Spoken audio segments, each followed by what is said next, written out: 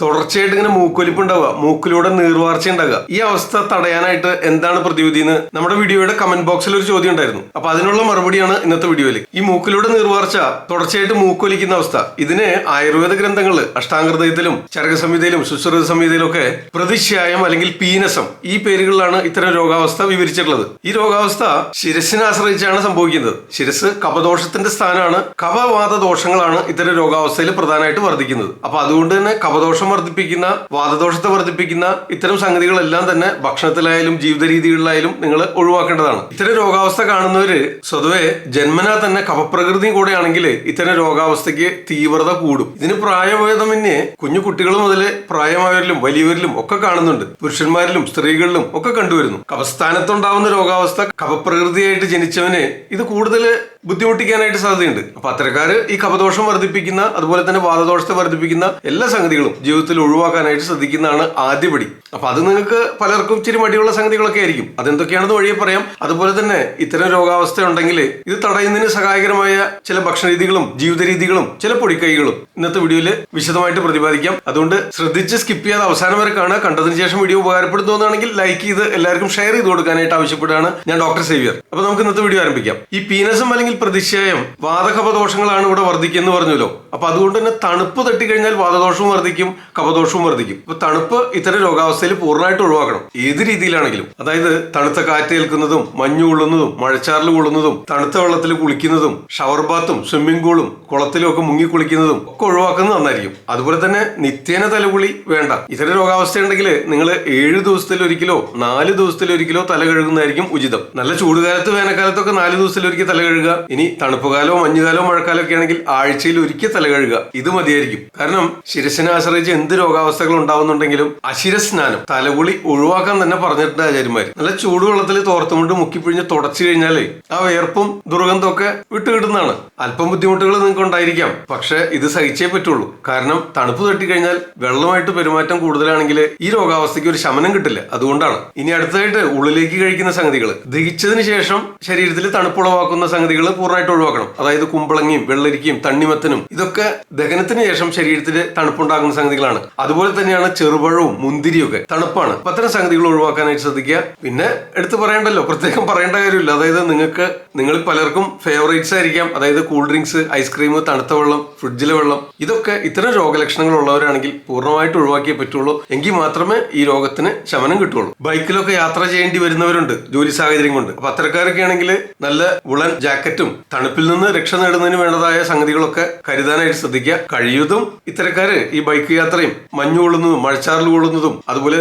നല്ല ചൂടുകാലത്ത് തലവേർത്ത് നീരിറങ്ങിയാലും ഇത്തരം രോഗാവസ്ഥ കൂടാനായിട്ട് സാധ്യതയുണ്ട്. അപ്പൊ അതുകൊണ്ട് ഇത്തരം സംഗതികളൊക്കെ ഒന്ന് ശ്രദ്ധിക്കുന്നത് നന്നായിരിക്കും. പിന്നെ കഴിക്കാനുള്ള ഭക്ഷണമായാലും കുടിക്കുന്ന വെള്ളമായാലും കുളിക്കാനുള്ള വെള്ളമായാലും എല്ലാം ചൂടോടെ വേണം. ചൂട് തട്ടിക്കഴിഞ്ഞാൽ ഈ കഫദോഷവും ശമിക്കും, വാതദോഷവും ശമിക്കും. അപ്പൊ അതുകൊണ്ട് കഴിക്കുന്ന ആഹാര സാധനങ്ങളെല്ലാം തന്നെ ചൂടോടെ ഫ്രഷ് ഫുഡ് കഴിക്കാനായിട്ട് ശ്രദ്ധിക്കുക. കുളിക്കാനുള്ള വെള്ളം ചൂടുവെള്ളം, ദേഹം കഴുകാനുള്ള വെള്ളം ചൂടുവെള്ളം തന്നെ വേണം നിർബന്ധമായിട്ടും. തല കുളിക്കുന്നത് തണുപ്പ് വിട്ട ഭാഗത്തില്, ചൂടുവെള്ളം പാടില്ല, എന്നാൽ തണുത്ത വെള്ളവും പാടില്ല. ആ തണുപ്പ് വിട്ട ഭാഗത്തില് ഒന്ന് തണുപ്പ് പിടിപ്പിച്ചിട്ട് അതുകൊണ്ട് തല കഴുകാം, അത് ഉചിതമായിരിക്കും. അപ്പോഴും നിത്യേന തലകുളി വേണ്ട, അതിൽ സംശയമില്ല. ഈ സ്റ്റീം ഇൻഹലേഷനൊക്കെ, ആവി കൊള്ളുന്നതൊക്കെ ആവി പിടിക്കുന്നതൊക്കെ തീർച്ചയായിട്ടും സഹായകരമാവും. ശിരസിനെ ആശ്രയിച്ച കഫക്കെട്ടുണ്ടെങ്കിൽ അതിനെ അലിയിച്ച് കളയുന്നതിനും ഇത്തരക്കാർക്ക് ഈ സൈനസൈറ്റിസ് പോലുള്ള ബുദ്ധിമുട്ടുകൾ ഉണ്ടാവാം. തല കുനിഞ്ഞ് താഴോട്ട് നോക്കുമ്പോൾ ഒക്കെ കലശായ വേദന ഉണ്ടാകാം, തലവേദന അനുഭവപ്പെടാം. ഇതൊക്കെ ഒരേ കാരണങ്ങൾ കൊണ്ട്, ഒരേ ലക്ഷണങ്ങൾ കൊണ്ട് കാണിക്കുന്ന രോഗാവസ്ഥയാണ്. അപ്പൊ അവിടെ എല്ലാം ഈ പറഞ്ഞ സംഗതികളെല്ലാം അപ്ലിക്കബിൾ ആണ്. ഷവർ ഉപയോഗിച്ച് കുളിക്കുന്നവരാണെങ്കിൽ തീർച്ചയായിട്ടും അത് ഒഴിവാക്കുന്നത് നന്നായിരിക്കും. കാരണം ഉച്ചിയിലേക്ക്,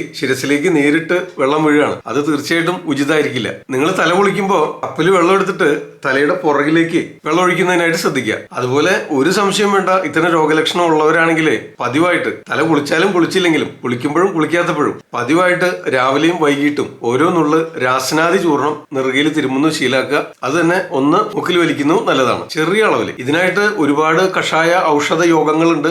അത് നിങ്ങളുടെ ദേഹപ്രകൃതിക്ക് അനുസരിച്ചും രോഗതീവ്രതയ്ക്ക് അനുസരിച്ചും നിശ്ചയിക്കുന്നതിനായിട്ട് ഒരു ആയുർവേദ ഡോക്ടറെ കൺസൾട്ടേഷൻ എടുക്കുന്നത് തീർച്ചയായിട്ടും ആവശ്യമായിരിക്കും. ഇതിനായിട്ട് ദശമൂലകടത്രയം കഷായം, ചുക്കുന്തിപ്പില്ലാതി ഗുളിക, ശ്വാസാനന്ദം ഗുളിക, വാശാരിഷ്ടം, കനകാസവം, പിപ്പല്യാസവം, ദശമൂല ജീരകം, ദശമൂലാരിഷ്ടം, ദശമൂല രസായനം, കർപ്പൂരാതി ലേഹ്യം, താലീസപത്രാതി ലേഹ്യം, താലീസപത്രാതി ചൂർണം, ഏലാതി ലേഹ്യം, ഇങ്ങനെ ഒട്ടനവധി ആയുർവേദ ഔഷധങ്ങൾ ആയുർവേദ ഗ്രന്ഥങ്ങൾ പറഞ്ഞു വെച്ചിട്ടുണ്ട്. ഇതിൽ ഏതാണ് നിങ്ങളുടെ രോഗാവസ്ഥയ്ക്ക് അനുസരിച്ച് വേണ്ടതെന്ന് തീരുമാനിക്കാനായിട്ടാണ് ഒരു കൺസൾട്ടേഷൻ ആവശ്യമായിട്ട് വരുന്നത് നിർദ്ദേശിക്കും. അതുപോലെ തന്നെ ഭക്ഷണം കഴിക്കുമ്പോൾ ഇത്തരക്കാര് കഫദോഷവും വർദ്ധിച്ചിരിക്കുന്നു, വാതദോഷവും വർദ്ധിച്ചിരിക്കുന്നു എന്നുള്ളതുകൊണ്ട് ഇവർക്ക് ദഹനശക്തി കുറവായിരിക്കും, അഗ്നിമാന്ദ്യം ഉണ്ടാവും. അതുകൊണ്ട് ദഹിക്കാൻ പ്രയാസമുള്ള സംഗതികൾ കഴിക്കാതിരിക്കുക. ജങ്ക് ഫുഡൊക്കെ, പലതരം ബേക്കറി സാധനങ്ങളും മൈദ ചേർത്ത് തയ്യാറാക്കുന്ന ഭക്ഷണങ്ങളും ഹെവി ആയിട്ടുള്ള ദഹിക്കാൻ പ്രയാസമുള്ള പൊറോട്ട, ഫ്രൈഡ് റൈസ്, അത്തരം സംഗതികളൊക്കെ ഇത്തരക്കാർ ഒഴിവാക്കുന്നത് നന്നായിരിക്കും. എളുപ്പം ദഹിക്കുന്ന നന്നായി പാചകം ചെയ്ത ഭക്ഷണം ചൂടോടുകൂടെ കഴിക്കാനായിട്ട് ശ്രദ്ധിക്കുക. പൊടിയരിക്കഞ്ഞിയോ, കഞ്ഞി, ചോറ്, ഗോതമ്പ് ദോശ, ഇഡ്ഡലി, വെള്ളപ്പം, നൂലപ്പം, ഇടിയപ്പം, ഓട്സ്, ഇത്തരം സംഗതികളൊക്കെ കഴിക്കാം.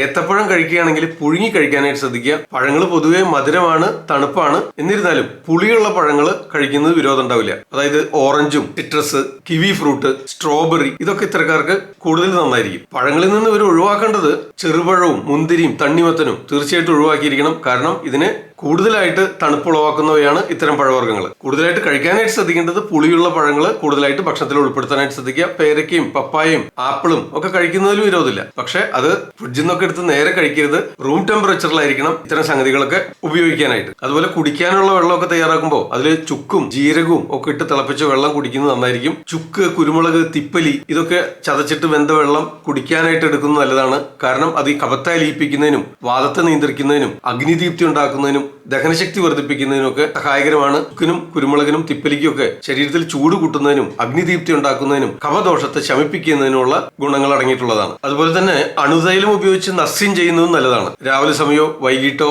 1-2 തുള്ളി അണുതൈലം അതൊന്ന് തണുപ്പ് പിടിച്ചെടുക്കണം. അതിനായിട്ട് അല്പസമയം ചൂടുവെള്ളത്തിൽ മുക്കിപ്പിടിച്ച് അണുതൈലം 1-2 തുള്ളി ചെറുവിരലിൽ എത്തിക്കുക. അത് മൂക്കിനകത്ത് കടത്തി പുരട്ടുക. 2 മൂക്കിലും പുരട്ടിയതിനു ശേഷം ഒന്ന് വലിച്ചു വിടുന്നത് നല്ലതാണ്. ഈ രീതിയിൽ ഒന്നുകിൽ രാവിലെയോ അല്ലെങ്കിൽ സന്ധ്യാസമയത്തോ ശീലിക്കുന്നത് നന്നായിരിക്കും. ഇതിന് പ്രതിമർശ നസ്യം എന്നാണ് വിളിക്കുക. 2 തുള്ളി വീതം നിത്യേന ശീലിക്കാവുന്നതാണ്. വെയിലും ഇരുട്ടുമുള്ള സമയം ഒഴിവാക്കാനായിട്ട് ശ്രദ്ധിക്കുക. ഒന്നുകിൽ രാവിലെ വെയിൽ ചൂട് പിടിക്കുന്നതിന് മുമ്പത്തെ സമയത്ത് ചെയ്യണം. അതല്ലെങ്കിൽ വൈകിട്ട് വെയിലാറി ഇരുട്ട് വീഴുന്നതിന് മുമ്പുള്ള ഒരു സമയം നിശ്ചയിക്കുക. അണുതൈലം 2 തുള്ളി വീതം 2 മൂക്കിലും പതിവായിട്ട് വലിക്കുന്നത് നന്നായിരിക്കും. ശിരസിനെ ആശ്രയിച്ച കെട്ടിക്കിടക്കുന്ന കഫമൊക്കെ ഇളകി പോകുന്നതിനും കൂടെ സഹായകരമാണ് ഇത്തരത്തിലുള്ള പ്രതിമർശ നസ്യം. തീർച്ചയായിട്ടും ഒരു ആയുർവേദ ഡോക്ടറെ കൺസൾട്ടേഷന് ശേഷം നിങ്ങളുടെ ദേഹപ്രകൃതിക്കും രോഗതീവ്രതയ്ക്കും അനുയോജ്യമായ ഒരു തലക്കെണ്ണ നിശ്ചയിക്കുന്നതും നല്ലതാണ്.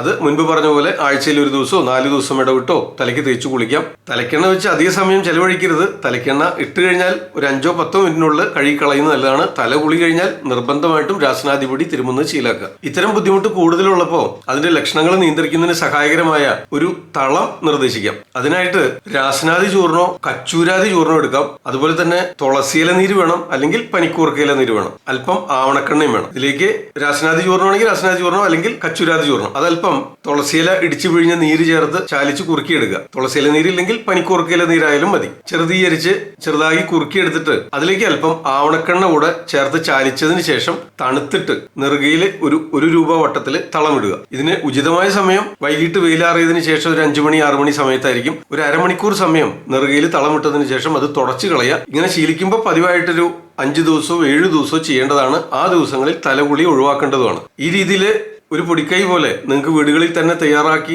ഉപയോഗിക്കാവുന്നതാണ് ഈ രാസനാദി ചൂർണം കൊണ്ടുള്ള തളോ കച്ചൂരാതി ചൂർണം കൊണ്ടുള്ള തളം. ഇതും ഈ മൂക്കടപ്പിനും മൂക്കൊലിപ്പിനും ശമനം കിട്ടുന്നതിന് സഹായകരമാണ്. ഇത്തരം അറിവുകൾ നിങ്ങൾക്ക് ഇഷ്ടപ്പെടുന്നുണ്ടെങ്കിൽ നിങ്ങളുടെ അഭിപ്രായങ്ങളും നിർദ്ദേശങ്ങളും സംശയങ്ങളും വീഡിയോയുടെ താഴെ കമന്റ് ബോക്സിൽ രേഖപ്പെടുത്തുക. വീഡിയോ ലൈക്ക് ചെയ്യാനും ഷെയർ ചെയ്യാനും സബ്സ്ക്രൈബ് ചെയ്യാനും ഓർമ്മിപ്പിക്കുന്നു. ഇത്തരം രോഗാവസ്ഥകളെ പറ്റി മുൻപ് ചെയ്തിട്ടുള്ള വീഡിയോകളുടെ ലിങ്ക് ഇവിടെ ഐ ബട്ടണിൽ കൊടുക്കാം. നിങ്ങൾക്ക് കയറി കാണാവുന്നതാണ്. ഞാൻ ഡോക്ടർ സേവ്യർ. മറ്റൊരു വീഡിയോയിൽ വീണ്ടും കാണാം. ആദ്യം ആയുർവേദം.